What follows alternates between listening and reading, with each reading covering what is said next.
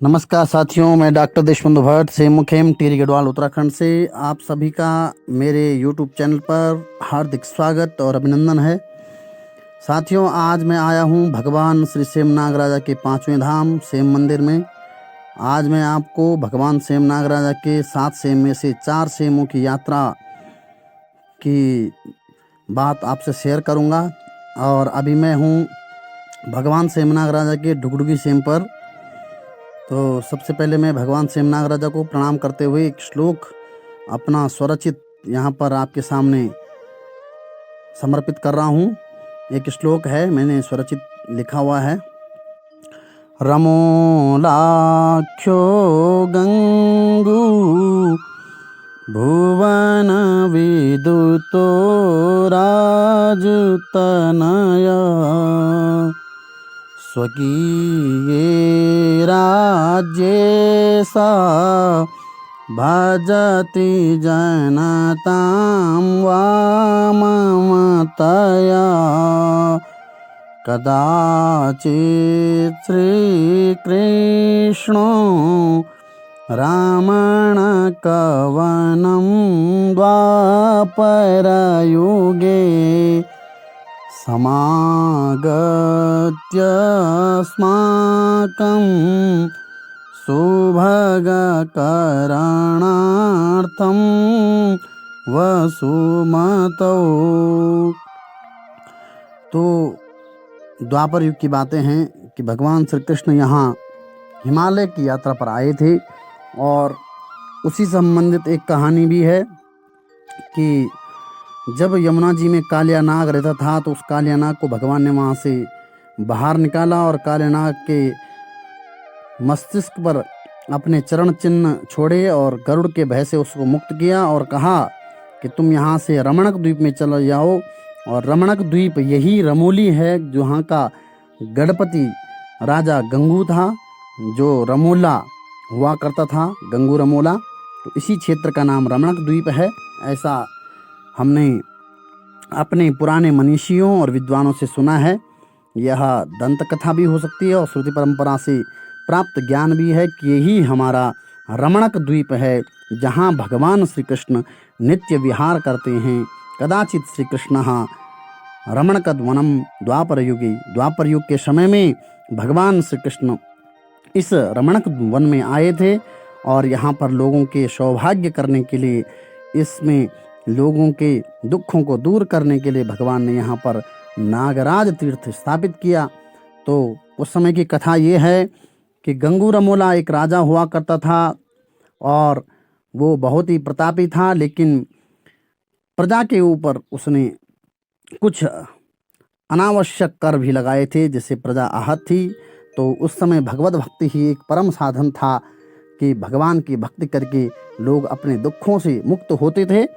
तो भगवान की प्रार्थना, भगवान की भक्ति जब लोगों ने की तो यहाँ पर भगवान श्री कृष्ण आए और गंगू रमोला से उन्होंने थोड़ा सा जमीन मांगी, जगह मांगी। दुई हाथ नौ बेत में जगह दियाल, ऐसा प्रसिद्ध गीत भी है गढ़वाली में। तो भगवान श्री कृष्ण ने गंगू रमोला से जमीन मांगी तो गंगू रमोला ने जमीन देने से मना कर दिया और मना किया। तो गंगू रमोला ने जब मना किया तो भगवान श्री कृष्ण यहाँ से रुष्ट होकर के खरसाली गए, ऐसी कथा प्रचलित है।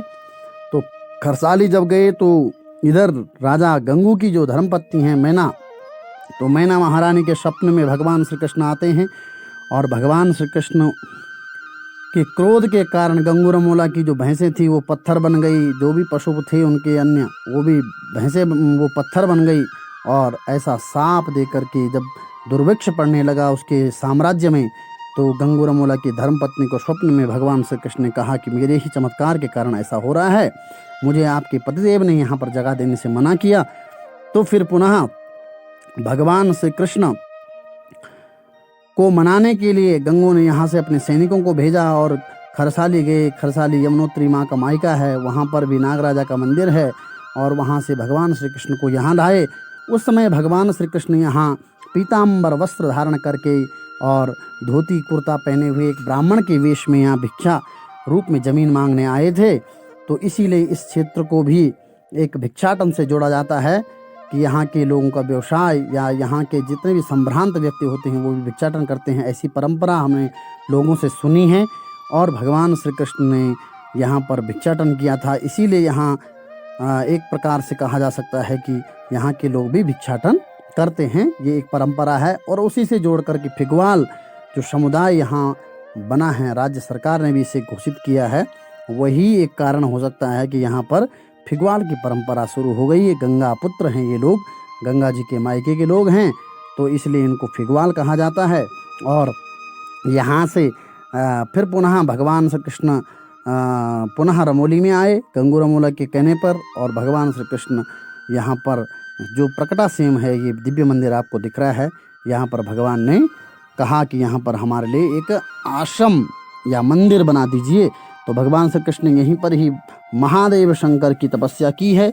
ऐसा कूर्म पुराण में भी और हरिवंश पुराण में भी उल्लेख प्राप्त होता है कि पुत्र प्राप्ति के लिए भगवान श्री कृष्ण यहाँ पर भगवान शंकर की तपस्या करने आए थे, और भगवान शंकर की तपस्या करके यहाँ पर उन्होंने जो है पुत्र प्राप्त किया। जो सांब नामक पुत्र हुआ है माता जाम्बवती से भगवान श्री कृष्ण का, उसकी प्राप्ति के लिए भगवान यहाँ आए थे। ऐसी कथा भी कूर्म पुराण और उसमें है, लेकिन हिमालय का वर्णन उसमें है, उसमें रमोली का नहीं है।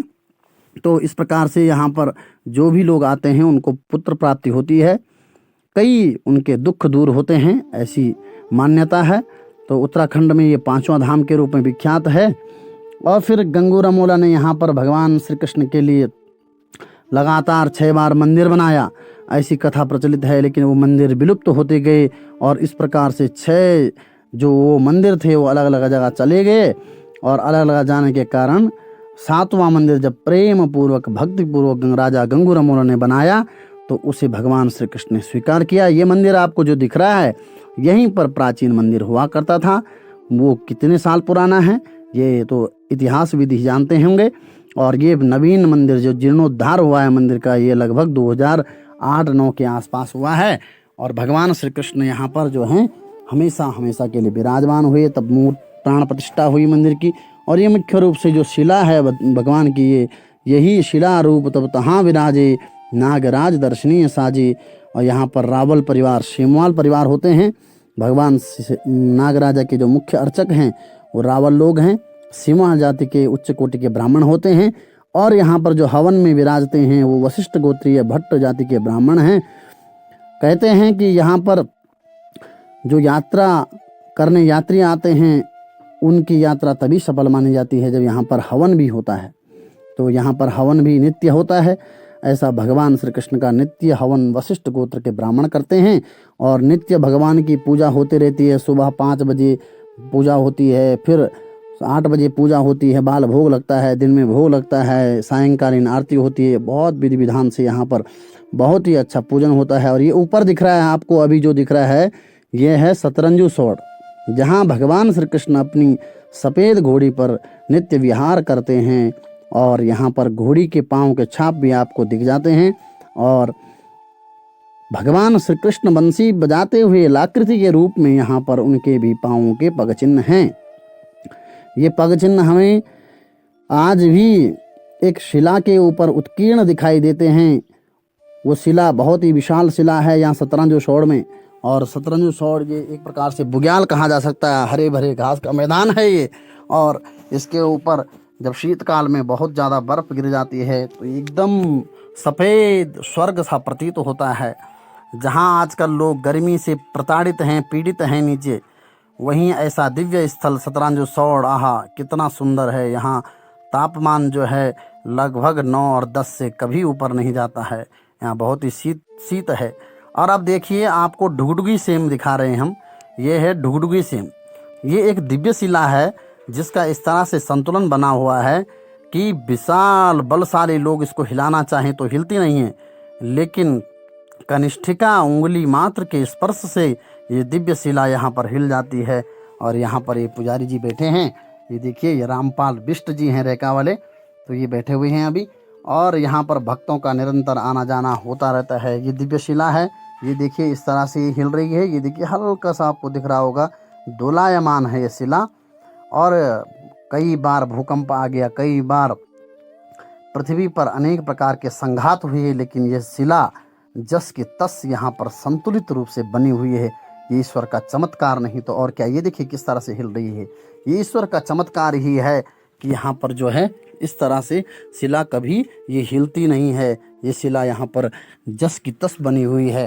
तो भगवान श्री कृष्ण की ये पंचम धाम की यात्रा जो भी श्रद्धालु नित्य और भक्ति भाव से करता है, उसकी भगवान श्री कृष्ण जो है हमेशा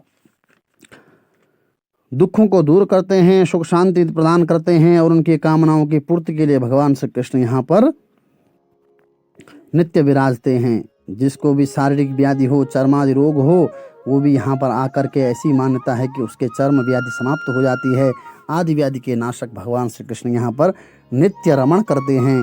और अब मैं दिखाता हूँ आपको ये दिव्य शिला। ये देखिए मैंने खुद इसको स्पर्श, ये देखिए ये व्यक्ति जो है ऐसा बल लगा रहा है लेकिन शिला हिलती नहीं है, लेकिन अपनी कनिष्ठिका के स्पर्श मात्र से ये शिला दोलायमान हो जाती है। देखिए मैं भी यहाँ पर इस शिला को दोलायमान करने के लिए अपनी कनिष्ठिका इस पर लगाया हुआ हूँ।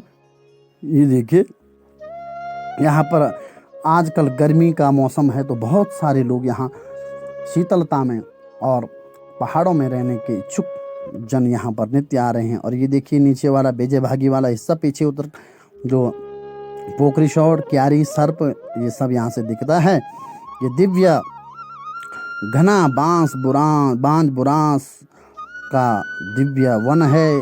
श्याम वन, इसे कई विद्वान लोग कहते हैं कि ये श्याम वन है। सेम वन अर्थात सेम शब्द का तात्पर्य यहाँ पर इससे होता है कि यहाँ पर जो है एक पानी का स्रोत है। सेम अर्थात श्यामल वाली जगह, पानी वाली जगह। यहाँ पर ये एक धारा है सेम के मंदिर के बिल्कुल बगल में, तो उस पानी के कारण यहाँ स्थान का नाम सेम है। शीतलता जहाँ हो, भगवान की दिव्य कृपा की शीतलता जहाँ पर विराजमान हो, वहीं उसी जगह का सेम कहा जाता है। तो भगवान श्री कृष्ण नागराजा आप सभी के मनोरथों को पूर्ण करे, आप सभी के भावनाओं को सिद्ध करे। तो साथियों अब देखिए हम पहुंच चुके हैं ढुगडुगी सेम, और ढुगडुगी सेम का दृश्य मैं आपको दिखाता हूं। यहाँ पर एक विशालकाय शिला है और इस शिला में भगवान श्री कृष्ण का वास है, भगवान नागराजा का वास है। यहाँ देखिए कि भगवान यहाँ पर नित्य विहार करते हैं और एक चमत्कारिक शिला है ये। जो शिला यहाँ पर स्थापित है वो शिला ऐसे में नीचे से भी शिला के ऊपर ही है, एक पहाड़ी के ऊपर है और इसको बोलते हैं ढुगडुगी सेम। तो वो इस तरह से है कि उसका जो एक संतुलन बना हुआ है कि वो कभी भी यहाँ पर से गिरती नहीं है और लोग उसको हाथ से हिलाते हैं तो हिलती नहीं है, लेकिन हल्का सा प्रेम वाला भाव जो भगवान श्री कृष्ण कहते हैं कि जैसे भगवान ने अपने इस सबसे छोटी उंगली से गोवर्धन पर्वत को उठाया था, उसी तरह इस पर्वत ये शिला को हिलाना इस उंगली से हिलाइए आप, करांगुली जिसे हम कहते हैं कनिष्ठिका, तो उससे हिलाने से जब उसको हिलाते हैं तो वो हिल जाती है। तो ये बड़ा सौभाग्य की बात है, बहुत ही बड़ी चमत्कार की बात है। भगवान श्री कृष्ण का ये अलौकिक और दिव्य चमत्कार है यहाँ पर। तो गदगद हैं हम इसको देख करके। मैं दिखाता हूँ आपको वीडियो के माध्यम से कि किस तरह से यहाँ पर जो है, और ये भक्तों का तांता यहाँ पे रोज़ लगा रहता है। और बड़े उसकी बात है कि यहाँ पर जो कुछ अव्यवस्थाएं जैसे देखने को मिलती है कि जैसे मान लो ये सेम है तो इनमें कहीं ना कहीं कुछ एक व्यवस्था बननी चाहिए कि यहाँ पर जो है कोई प्रबंधन तंत्र हो, कोई मैनेजमेंट हो, कोई व्यवस्था बने। इस प्रकार का हमारा कहने का अभिप्राय है कि यहाँ पर जो है कोई ना कोई एक व्यवस्था बनाए। तो इस तरह का यहाँ पे होता नहीं है और हम लोग जो हैं देखते हैं कई तरह की भ्रांतियाँ जन सामान्य के बीच फैल जाती हैं कि कोई उसकी एक कथा होनी चाहिए, सार संक्षेप होना चाहिए, किस धाम में आप जा रहे हैं, उस धाम का महत्व क्या है, उस धाम का महात्म्य क्या है, वहाँ किस कारण वो उसकी महत्ता है, उसको किस देव या किस भगवान के अवतार से संबद्ध होकर के जोड़ा गया है, उसकी प्रामाणिक कथा वस्तु क्या है, और उसके पीछे जो हमारे पुराण हैं, इतिहास ग्रंथ हैं, वेद हैं, उपनिषद हैं, आरण्यक हैं, ब्राह्मण ग्रंथ हैं, उनमें उसका कहाँ कहाँ उल्लेख है, ऐसा वर्णन होना चाहिए। यद्यपि स्कंद पुराण बहुत बड़ा हमारे पास एक ऐतिहासिक ग्रंथ है पुराणों में कि स्कंद पुराण जो है बहुत बड़ा अभिलेख है।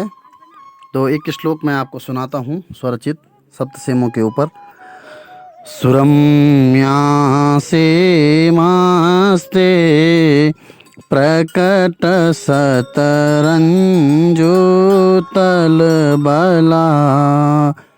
भवन्त्येते सप्ता रोणि ढुक ढुकी सेम सुखदा अपारो गुप्तो वा रोणिरपि भुजङ्गे शनितरां स्वयं राधा कृष्णो निवसति कलौ नागवदने। भगवान श्री कृष्ण यहाँ पर नित्य नाग रूप में विराजमान रहते हैं। ये भगवान अपनी माया के साथ यहाँ पर रहते हैं। यम सा परमा शक्तिर मनमयी ब्रह्म रूपिणी माया मम प्रियानंता येदम मोहितम जगत। भगवान श्री कृष्ण अपनी नित्य विहारिणी राधा रुक्मिणी जी के साथ यहाँ पर नित्य विहार करते हैं। चतुर्भुजा शंख चक्र पद्महस्ता शुभान्विता कोटि सूर्य प्रतीकाशा मोहिनी सर्वदेहिना। नमस्ते वासुदेवाय विष्णवे विश्वयोनये आदिमध्यान्तहीनाय ज्ञानगम्याय ते नमः। नमस्ते निर्विकाराय निष्प्रपंचाय ते नमः। भेदाभेदविहीनाय नमस्त्वानन्दरूपिणे।